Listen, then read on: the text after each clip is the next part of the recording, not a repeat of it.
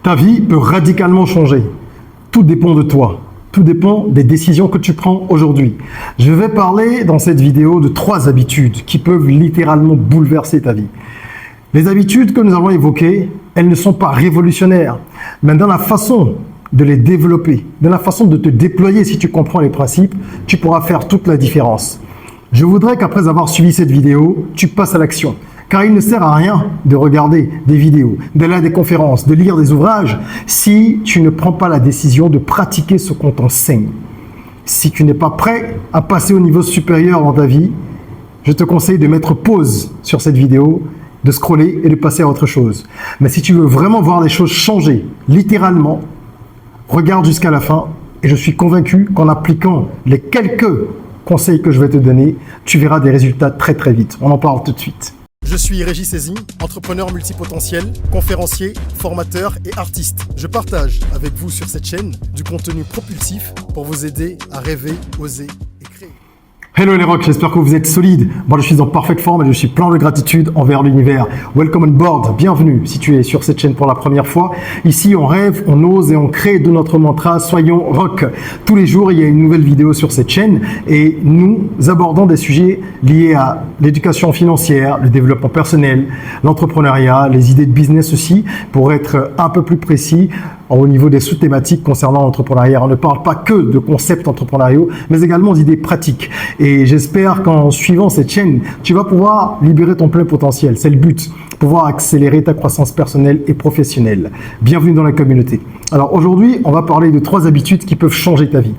Pour changer sa vie, il faut soi-même implémenter un certain nombre d'actions. Il faut prendre des décisions. Il faut également avoir à cœur de développer plusieurs sources de revenus. Donc avant de plonger dans le vif du sujet, je t'invite à cliquer sur le lien qu'il y a dans la description et qui va te mener vers mon dernier e-book 100 business rentables pour l'Afrique. Dans cet e-book-là, tu découvriras 100 business présentés, des business adaptés au contexte africain avec une structuration bien claire au niveau de la présentation de l'idée, une vidéo complémentaire pour chaque idée présentée, un template de business plan offert et une méthode pour choisir le business qui te convient le mieux. Tout ça, c'est dans cet e-book de 212 pages que tu retrouveras en cliquant sur le lien prévu à cet effet dans la description. Au-delà de créer des activités, il faut être soi-même au top, comme on dit. Tu es le moteur de ta transformation. Même si on te met 1 milliard entre les mains aujourd'hui, si tu n'as pas les bonnes habitudes, ben tu vas tout flamber, tu vas tout brûler, tu vas mal gérer cet argent-là. Les 3 habitudes dont nous avons parlé sont les suivantes. La planification, l'évaluation et l'ajustement. Et nous allons voir comment est-ce que tu peux le faire de façon simple et efficace. Il ne s'agit pas de rentrer dans des concepts ambigus et de complexifier la chose. Non, il faut que tu comprennes déjà le principe et ce sera beaucoup plus simple pour toi de pouvoir avancer par la suite. Planifier, c'est la première chose à faire. Planifier, ça permet de donner une direction à ses actions. Ça permet de tracer un chemin et de savoir où l'on va et comment on veut y aller. Il y a beaucoup de gens, et tu en fais peut-être partie, qui n'ont pas de plan. Ils disent, oui, je veux avoir de l'argent. Oui, je veux que mon business fonctionne. Oui, je voudrais rencontrer quelqu'un qui m'aime. Ça, c'est un objectif. Encore que cet objectif est vague. On va en reparler tout à l'heure. Mais ce n'est pas un plan. Vous avez des rêves. Vous devez avoir ensuite une vision, des objectifs, un plan avec des actions pour soutenir votre ambition. Et donc, tout commence par la planification. Si tu as un objectif, tu te dis, je veux réaliser 20 millions de francs CFA de chiffre d'affaires ou je veux gagner 20 millions de francs CFA, peu importe que ce soit à partir de ton salaire et des activités connexes ou en tant qu'entrepreneur, je veux avoir 20 millions disponibles d'ici X temps, mais comment je fais pour y arriver? C'est ça la planification. Qu'est-ce que je vais mettre en œuvre pour pouvoir atteindre cet objectif-là?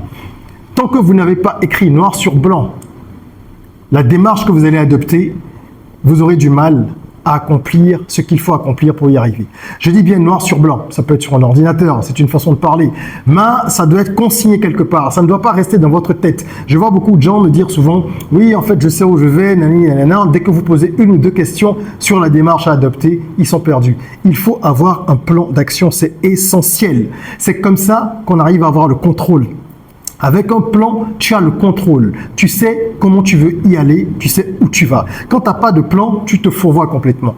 Il y a plusieurs études qui ont prouvé que le plan permettait d'atteindre l'objectif plus facilement. Et d'ailleurs, 42%, figurez-vous, 42% des gens qui ont un plan arrivent plus facilement à leur objectif. Je vais le dire autrement, parce que là, je pense que je fais une confusion. Les gens qui ont un objectif et un plan clair ont 42% de chance, en plus, d'atteindre leur objectif. Là, c'est plus clair. Donc, si vous voulez augmenter vos chances d'atteindre vos objectifs, de réussir, de réaliser vos rêves, commencez par établir un plan clair. Et pour établir un plan, il faut avoir des objectifs SMART, pas des objectifs vagues. SMART, S-M-A-R-T, pour spécifique, mesurable, atteignable, réaliste et temporellement défini. Vous ne pouvez pas dire « je veux gagner un Grammy Award », ça ne veut rien dire. Je veux gagner un Grammy Award d'ici 3 ans, grâce aux 2 ou 3 albums et aux 10 collaborations internationales que j'aurai donc pu mettre sur le marché. Donc ça doit être spécifique, mesurable, atteignable. Est-ce que c'est réaliste? Atteignable et réaliste portent parfois à confusion, prête à confusion, pardon. Il y a des ressemblances, il y a des nuances entre les deux concepts. On ne va pas rentrer dans les détails aujourd'hui. Ce que vous devez retenir, c'est que votre objectif doit être vraiment clair, précis. Dans le temps, il doit être défini et il faut que ce soit quelque chose de réaliste. Ne me dites pas que vous sortez votre premier single dans 2 semaines et que vous comptez gagner, ou vous espérez gagner un Grammy Award dans 6 mois. Ça peut arriver, mais ça, ce sont des miracles ou des exceptions qui confirment la règle. Donc, vos objectifs doivent être SMART. D'accord? Ça, c'est super, super important. Ensuite, il faut que vous planifiez selon vos priorités. Vous ne pouvez pas tout faire en même temps. Quelles sont les tâches les plus urgentes par rapport à votre objectif? Qu'est-ce qu'il vous faut accomplir aujourd'hui et qu'est-ce qu'il faut accomplir plutôt dans 2 ou 3 semaines pour atteindre l'objectif? Il ne s'agit pas de travailler comme un forcené et de se dire « je bosse beaucoup, mais j'arrive pas à obtenir ce que je veux ». Est-ce que vous travaillez de façon efficace? Et pour finir, vous devez avoir un système. Un système, si je dois résumer ça, c'est avoir un agenda, une to-do list, avoir différents outils qui vous permettent d'avancer, peut-être utiliser des plannings de gestion de projet comme Trello ou d'autres. Comment est-ce que vous arrivez à mettre des outils au service de votre vision? C'est ça, avoir un système. Si vous voulez lancer un projet, l'année prochaine par exemple, vous devez le découper en objectifs et en sous-objectifs même. Et là, vous aurez un plan avec différentes actions qui vont vous mener vers la finalité. Et quand vous découpez l'objectif final en plusieurs actions et sous-actions, vous êtes moins submergé. Vous ne vous dites pas c'est trop difficile, c'est compliqué. On dit qu'un voyage de 1000 lieues commence toujours par un premier pas. Et c'est le pas que tu fais qui te permet de te dire tiens, j'ai avancé d'un nanomètre, d'un millimètre, même si le chemin fait 10 000 km. Il faut démarrer, il ne faut pas rester coincé à se dire c'est trop dur, je ne sais pas comment faire, etc. etc. Donc première chose, première habitude, le plan. Habitude numéro 2, et qui arrive chronologiquement, juste après, c'est l'évaluation. Il y a des gens qui font l'effort d'avoir un plan. Certains vont même plus loin, ils essayent de suivre le plan. Ils font déjà partie d'une élite, c'est déjà pas mal, parce qu'il n'y a pas beaucoup de gens qui se donnent cette peine-là. Mais là où ils échouent, c'est au moment de l'évaluation. Moi, j'ai le souvenir suivant. Lorsque j'embauche quelqu'un, je donne toujours un agenda et un parapluie. Parce que dans nos pays, dès qu'il pleut, les gens te disent « Ah, il pleuvait, je ne pouvais pas venir au boulot. » Ça ne marche pas avec moi. Et je donne également un agenda. On ne peut pas être paresseux et cultiver la paresse. Il y a des pays où il neige, ou alors il y a des pluies torrentielles pendant, je ne sais pas, 6 mois sur 12. Et les gens se débrouillent pour aller au boulot, alors on doit se débrouiller. Donc ça, c'est pour le parapluie. Revenons-en à notre sujet. Pourquoi je donne l'agenda? Parce qu'il faut pouvoir consigner les tâches que vous avez, mais il faut vérifier ce que vous avez à faire. Et c'est là que je dis que ça me rappelle un souvenir, c'est presque marrant. La plupart des collaborateurs que j'ai depuis 15 ans maintenant que j'emploie des gens, pendant les premiers mois, ils prennent des notes, mais comme ils n'en ont pas l'habitude, ils ne vont pas checker. Ça ne sert à rien d'avoir un plan si vous ne faites pas de temps en temps des stops pour vous demander si vous êtes sur la bonne voie. C'est ça évaluer, c'est se dire à un moment donné, je marque une pause, je me pose des bonnes questions. Est-ce que j'avance dans la bonne direction ou est-ce que je me suis perdu en chemin, est-ce que je me fourvoie? Et c'est ainsi que vous comprendrez que l'évaluation est cruciale. Parce que si vous ne le faites pas, c'est comme si vous avez un GPS, vous entrez un trajet et vous êtes en pleine route, mais vous ne regardez pas le GPS pour vous demander si vous avez tourné au bon endroit, est-ce que vous avez pris le bon rond-point, etc., etc. Faites une évaluation de façon efficace. Pour que ce soit efficace, il faut faire une évaluation hebdomadaire. Tous les 7 jours, une fois par semaine, vous devez vous poser et vous dire, très bien, je prends mes différents objectifs, ceux que j'ai établis pour le mois, l'année, etc., et même sur une durée plus longue, et je me demande où est-ce que j'en suis.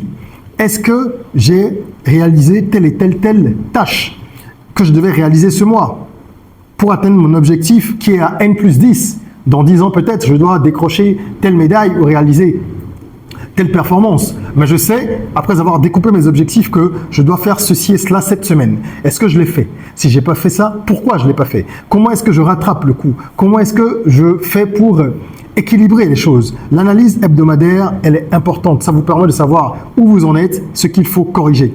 Vous devez également faire cette analyse mensuellement, trimestriellement, semestriellement. On n'arrête pas l'évaluation. C'est une habitude continue et continuelle. Et ensuite, vous devez comprendre qu'il faut des indicateurs. Vous ne pouvez pas faire d'évaluation sans indicateurs. Quels sont vos indicateurs? Est-ce que c'est le chiffre d'affaires dans votre cas, l'indicateur? Est-ce que c'est le nombre de prospects, votre indicateur? Est-ce que c'est le nombre de clients, donc de prospects convertis? Est-ce que c'est la progression au niveau de votre carrière? Est-ce que ce sont les examens que vous êtes en train de passer pour votre prochain diplôme? Est-ce que vous avez des UV à passer et vous devez évaluer au fur et à mesure? Bref, vous devez savoir quels sont vos indicateurs, des chiffres, des étapes à atteindre, etc., etc. C'est comme ça qu'on arrive à se dire, oui, j'ai atteint mon objectif, non, je n'y suis pas, je suis à 20%, je suis à 50%, etc. Et quand vous faites ça, parallèlement, vous identifiez les freins simultanément. Parce que quand vous n'avez pas atteint un objectif, c'est qu'il y a quelque chose qui coince. Qu'est-ce qui coince? Il faut se poser la question de façon objective. Il ne faut pas se voiler la face. Vous êtes seul face à vous-même quand vous faites une auto-évaluation. Donc, il vaut mieux être honnête pour identifier les vrais freins et trouver le moyen de pouvoir sauter ces freins-là. D'accord? Moi, je fais ça les dimanches. Je vous conseille de le faire également les dimanches parce que c'est le dernier jour de la semaine. Ça permet de faire le bilan et de bien entamer la semaine à venir. Alors, en fin de mois, je fais pareil. En fin de trimestre également, etc., etc. Donc ça, c'est pour la deuxième habitude qui peut changer votre vie, l'évaluation.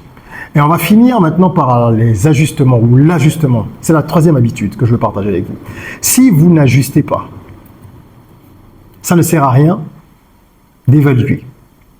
Parce que quand vous faites une évaluation, vous vous rendez compte que vous n'avez jamais atteint vos objectifs à 100%. En tout cas, pas dans tous les domaines. D'accord? C'est important parce que l'ajustement, ça vous permet d'être réaliste. La vie est imprévisible. Il y a toujours des événements inattendus qui surviennent et qui vont vous ralentir. Parfois, ils vous permettent d'accélérer, mais généralement, ils vous ralentissent. Et ce n'est pas bien grave. Le plus important, c'est de s'en rendre compte et d'ajuster. L'échec n'est jamais final. Jamais, jamais, jamais, jamais, jamais. Il n'est ni final, il n'est pas fatal. Il n'est ni final, ni fatal.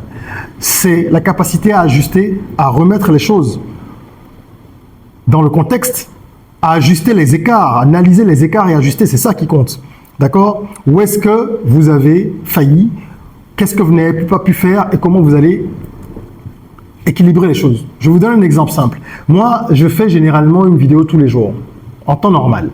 Il y a des périodes où je n'y parviens pas, et ça a été le cas ces dernières semaines, parce que j'étais en train de finaliser mon nouveau livre, la nouvelle édition de mon nouveau livre, mais je dis nouveau quasiment parce que ça a été un travail aussi fastidieux, sinon plus fastidieux que l'écriture du livre lui-même. C'est le guide pratique Apprendre à entreprendre, qui est un guide pratique d'initiation à l'entrepreneuriat pour les jeunes, les adolescents, les étudiants, les primo-entrepreneurs en général. Et il y a eu ces dernières semaines beaucoup plus de travail que je n'avais anticipé. Pourtant, j'ai une très très bonne connaissance de ces tâches-là. Et je me suis retrouvé avec une surcharge de travail qui a fait que je n'ai pas pu tenir mon rythme de vidéos quotidiennes à publier sur YouTube, sur mes réseaux sociaux en général. Et donc, dès que j'ai fait mes évaluations, j'ai réajusté. Et je me suis dit, tu ne peux pas le faire. Ce n'est pas humainement possible. Avec les autres tâches que tu as actuellement, en plus des engagements des clients qu'on a envers les clients, des autres activités que nous gérons, que nous supervisons. Et donc, j'ai réajusté en me disant, tu feras plus de vidéos en janvier. Tu vas équilibrer. Peut-être qu'il y a des jours où tu en feras 2. Et d'autres, ce sera une vidéo comme d'hab pour équilibrer. C'est ça l'ajustement. C'est voir les écarts et pouvoir remettre en ordre ce qu'il y a à mettre en ordre parce qu'il y a des priorités en fonction des périodes et vous devez apprendre à être flexible. Et l'ajustement, ça intègre tout ça. Il y a aussi des micro-ajustements, des petits changements réguliers qu'on doit faire, qui ne sont pas des changements radicaux, mais qui vont de façon passagère vous amener à changer vos habitudes sur une semaine parce que vous avez une mission et pendant cette période-là, vous ne pourrez pas faire telle ou telle chose qui était prévue au programme. Donc ajuster, c'est très important. Quand les conditions changent, les objectifs ne doivent pas changer, mais la façon de les atteindre doit être adaptée. Il faut faire preuve de flexibilité. Ça peut être en ajustant les délais, ça peut être en cherchant des ressources supplémentaires. Si vous perdez votre travail et que vous avez un projet pour lequel vous aviez prévu d'investir 5 millions de francs CFA, mais vous n'avez plus cette source principale qui vous permet de financer le projet, eh bien vous allez devoir reporter la date de lancement du projet ou alors chercher des sources de financement alternatives et ou complémentaires. Voilà les 3 étapes principales.